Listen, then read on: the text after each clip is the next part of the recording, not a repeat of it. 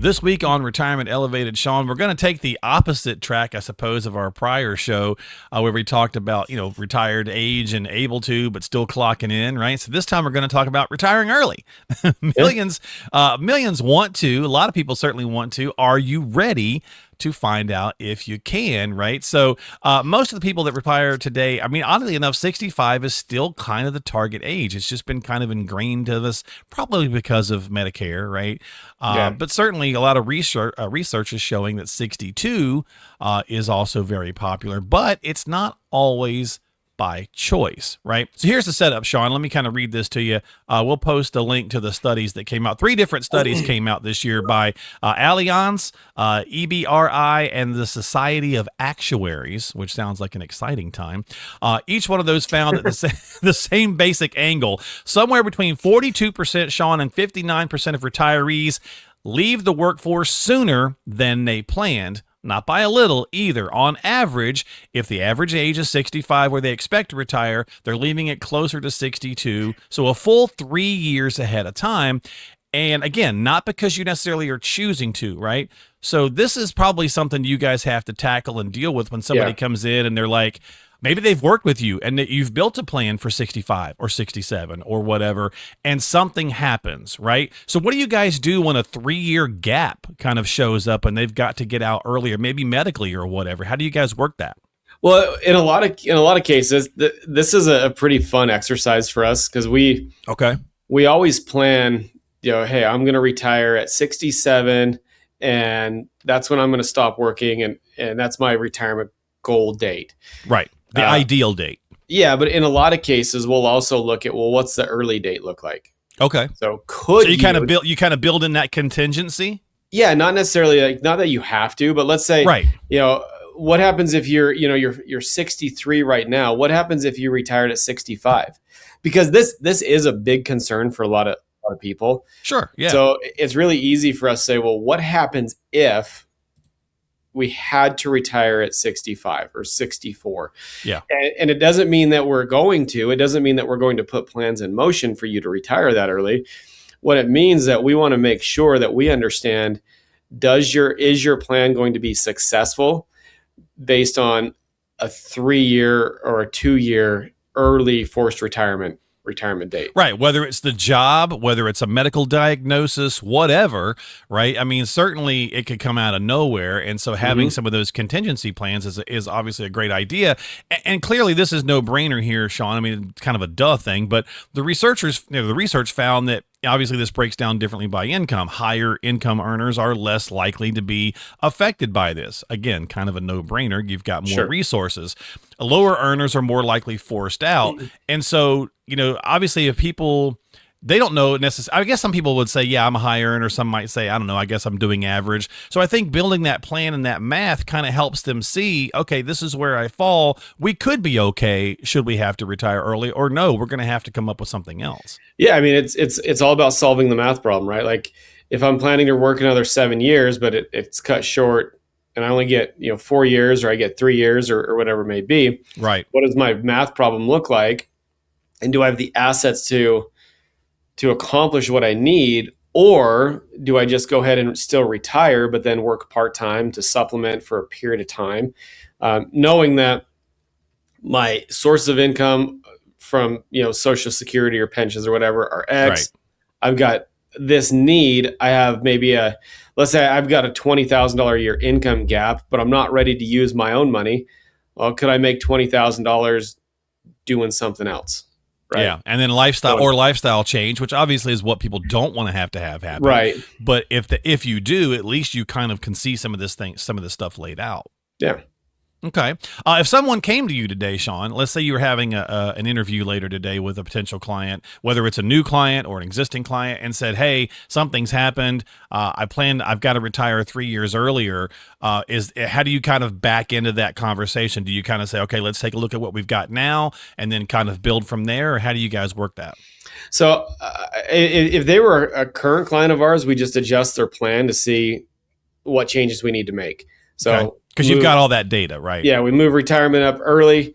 We adjust when they're going to take their Social Securities. We adjust when how we're going to create cash flow. So Okay. it's just a move up date, and we adjust their source of income, and then we determine how much income they need to create. And then we have a discussion on how are we going to do that? We had built the plan this way, but now we've got to move it up. So how are we going to adjust your income sources? And that's probably the Income. reality, right? Because I mean, Yeah. somebody most likely what happens is they just found out a medical issue, they can't work, or they're going to have to retire, or the job let them go, and now they've procrastinated, calling a financial professional. Now they're getting on the calendar. Now they're coming in and saying, "This just happened, Sean. What do I do?" Right? Well, they're panicked, right? And if they're getting a severance, they've got 6 months or whatever. Right. But that's still plenty of time to determine what needs to happen inside of your plan. We just go through, hey, worst case scenario, you retire today. Let's say you're 57. Well, how do you retire today? Or if they're 62 or 63, or whatever it may be. Right. We have to figure out, if you retire today, what does that look like in your world, and how high of a probability of success do you have to be retired? And it's not just the income. So when you start pulling those, so you start grabbing the person's data, right? You start putting into the information into the software. You guys start, crunching some scenarios. It's not just the income, especially if you do have to pull the trigger earlier, like 62 or something. Yeah, because maybe you could turn Social Security on at that point. Maybe that helps. But what if you're 60? Not only the Social Security thing, but also the insurance thing, right? Yeah. So that becomes a big equation. So you have to you have to tier these plans out. So if you retired at 60 in your example, well, there's no, unless they have a pension, there's no like guaranteed, air quotes, source of income. There's no Social Security.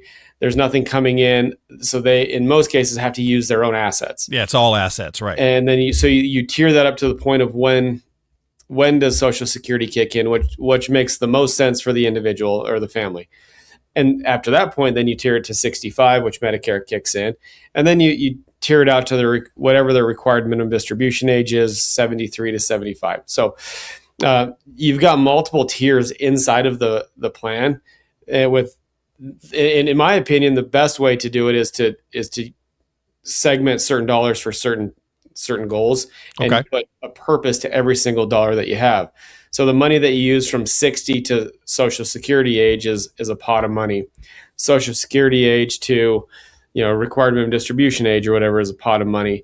But all along the way, from 60 to 65, they've got healthcare expenses that they've got to pay. Those will probably go down at 65 with Medicare. So now you can lop off an expense. Are they paying their home off in retirement? If they haven't already done that, now another expense goes away.